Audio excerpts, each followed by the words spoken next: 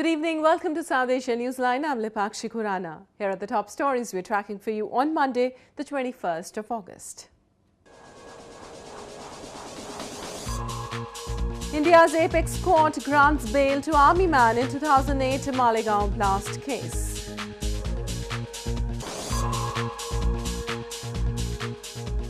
MQM-Pakistan chief says no pressure on party merger.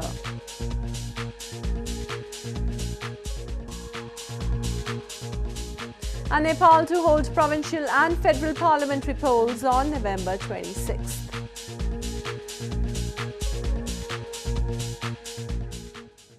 And now for all the details, India's apex court on Monday granted bail to Lieutenant Colonel Shrikant Prasad Purohit, one of the suspects in the 2008 bomb blast in Malegaon town of Western Maharashtra province.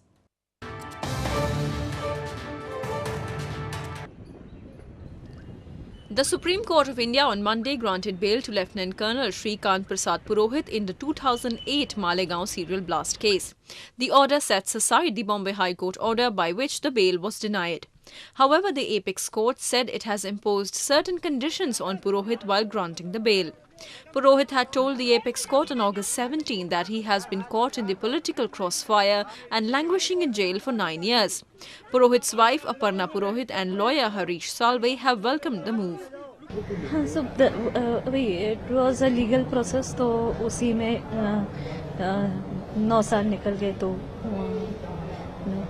just happy to. Salve said he had applied for bail since the National Investigation Agency charge sheet and the Anti-Terrorism Squad charge sheet contradicted each other.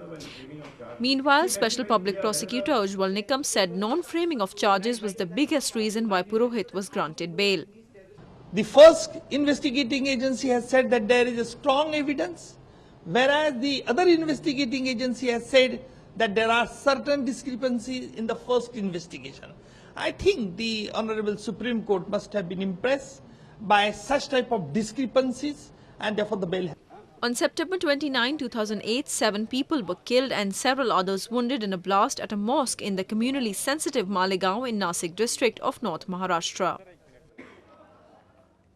Meanwhile, Indian Railway authorities on Monday continued repairing the track in northern Uttar Pradesh province. Coaches of a train derailed on Saturday, resulting in 23 casualties and injuries to scores of people.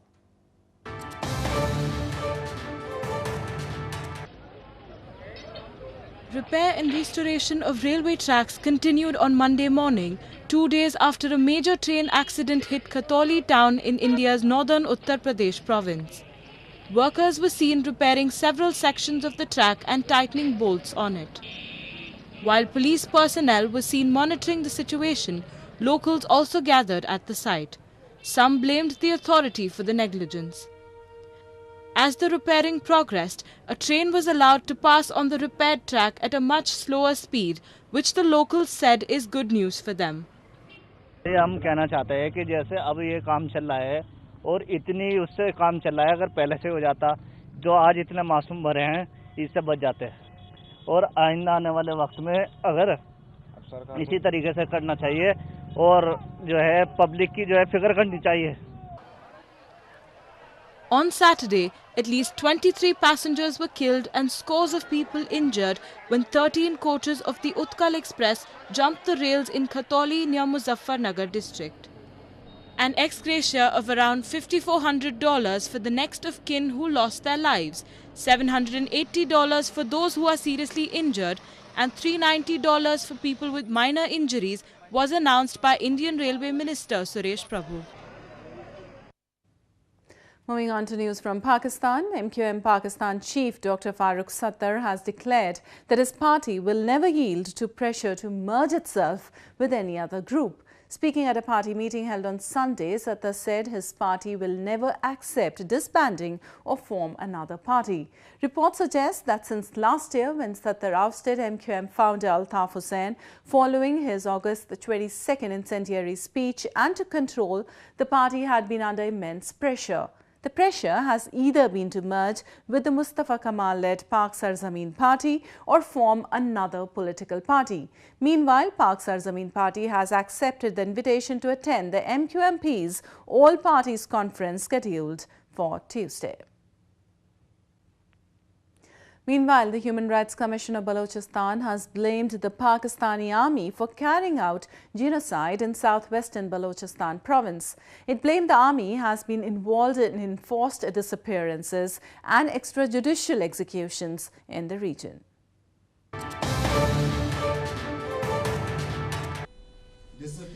The chairman of the Human Rights Commission of Balochistan, or HRCB, Taj Baloch, has blamed the Pakistan army for carrying out genocide in Balochistan. He made the remarks during a recently held conference by exiled Baloch leaders and activists in Germany's Berlin city against human rights violations in Balochistan. Baloch highlighted the Pakistan Army's role in carrying out military operations, enforced disappearances, extrajudicial executions and killings in the region. कि military जब भी आ जाती है पूरे गांव के गांव को सीज करती है, सारे मेन को उठा लेती है और जितना भी सामान है घर में जाते वक्त सबको जला के चले जाते हैं ये लोग, और जितने भी मेन आदमी मिल जाते हैं गांव में सबको उठा लिया जाता है। कोई 6 महीने गायब रहता है, कोई 1 साल गायब रहता है, और कुछ लोग तो ऐसे हैं जिनको 2-4 घंटे बाद मार के फेंक देते हैं और बोलते हैं हमने इनकाउंटर कर लिया, ये लोग हम पे अटैक करने वाले थे। He said that last year, a total of 1,082 people from Balochistan were abducted and they are still missing, while 5,400 political activists, writers and teachers have been extrajudicially killed. बहुत से ऐसे केसेस सिचुएशन हैं कि military खुद लोगों को militant होने के लिए पुश कर रही है और उनको फिर मार भी रही है। जितने लोग अभी गायब हैं उनकी एग्जैक्ट फिगर आज तक पता नहीं चल पा रहा, इसलिए कि हर गांव से कोई ऐसा घर बाकी नहीं रहा जहां से एक आदमी अगवा नहीं हुआ, आर्मी ने उठाया नहीं हो। कोई ऐसा घर बाकी नहीं रहा जहां पे कोई विधवा नहीं है, कोई ऐसा घर बाकी नहीं रहा जहां पे लोग बच्चे ऑर्फन नहीं हैं।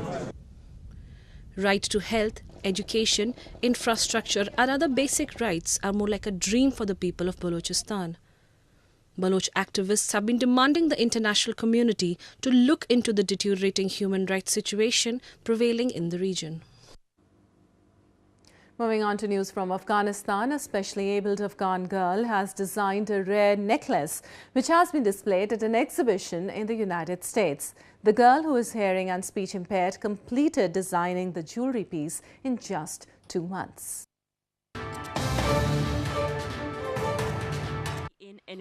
A rare necklace designed by a specially abled Afghan girl has been displayed at an exhibition in the United States.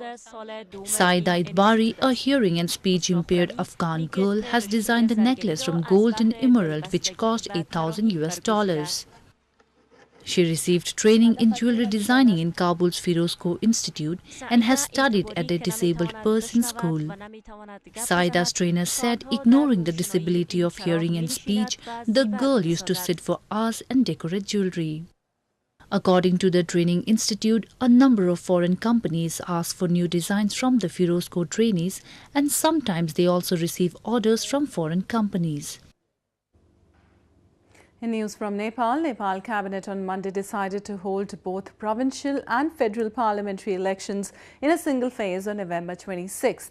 The Election Commission had urged the government to conduct elections in 2 phases due to time constraint and other technical difficulties. The Nepal government on Monday decided to hold both provincial and federal parliamentary elections in a single phase on November 26th. A cabinet meeting held on Monday morning made the decision of writing the Election Commission to hold both the elections in one go. The Election Commission, however, is still to make any responses over the government's decision. Earlier, the Election Commission had urged the government to conduct elections in 2 phases due to the time constraint and other technical difficulties. The Monday's cabinet meeting also endorsed Prime Minister Sher Bahadur Deoba's official visit to India starting Wednesday.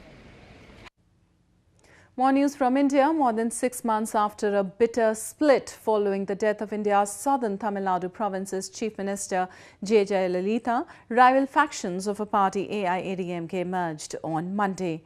Tamil Nadu Chief Minister E. Pannaleswamy and former Chief Minister O. Paneerselvam united their factions under power sharing arrangement.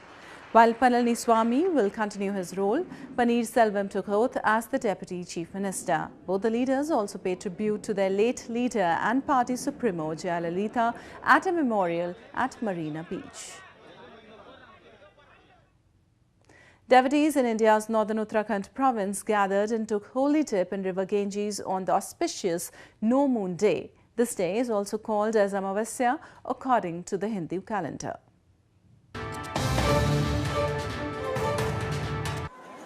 Thousands of devotees in India's northern holy city of Haridwar gathered on Monday to take a dip in river Ganges on the occasion of Somvati Amavasya, also called as No Moon Monday. On this day, people pray to Hindu god Shiva and many rituals are performed. Hindus consider the holy city Haridwar to be the doorstep for heaven. It is believed that the soul of ancestors will rest in peace if children and relatives take a holy dip in river Ganges. सोमवार को जब भी अमावस्या पड़ती है तो उसको सोमवती अमावस्या कहा जाता है और सोमवती अमावस्या का अपना बड़ा महत्व, वैसे तो अमावस्या का ही अपना महत्व है। अमावस्या के दिन स्नान दान आदि करना और अमावस्या के दिन अपनी साधना विशेष करना और पितरों को प्रसन्न करना, ये बहुत महत्वपूर्ण होता है। According to Hindu faith, Somvati Amavasya also holds a great significance for married women who take a dip in the Ganges, fast and pray for the long lives of their husbands. Hundreds of people were left enthralled as Sufi artists performed traditional dance at a shrine in India's northern Srinagar city on Monday.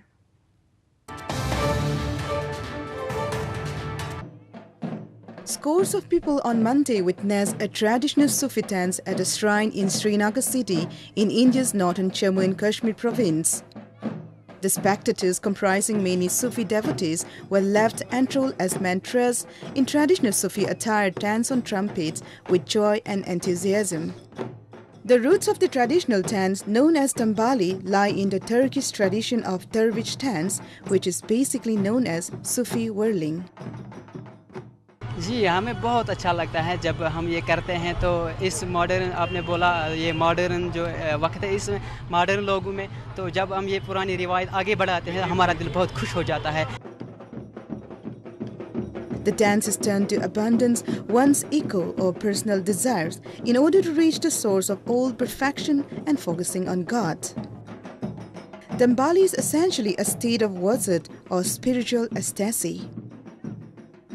धमाल ज़िक्र है, ये ज़िक्र का तरीका है, ये धमाल मामूली चीज़ नहीं है. आप देखिए यहाँ पे कुछ ऐसे माहौल में हो जाते हैं कि उसको याद ही नहीं रहता कि मैं क्या करता हूँ.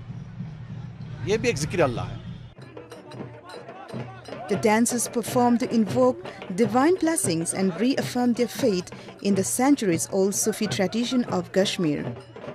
The dance is usually performed at various shrines of different Sufi saints on special religious occasions. Ace Indian designer Manish Malhotra dazzled fashion lovers on Sunday with his glitzy show for the grand finale of winter festive edition of Lakme Fashion Week in the showbiz city of Mumbai.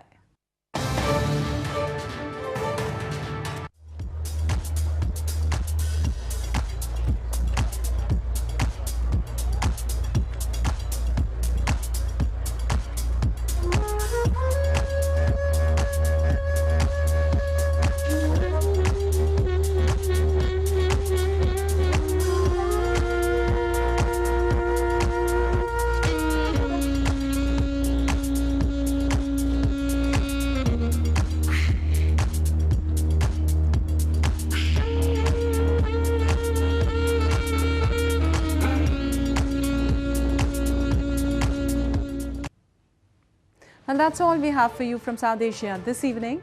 Now our viewers can watch the show on SouthAsiaNewsline.com.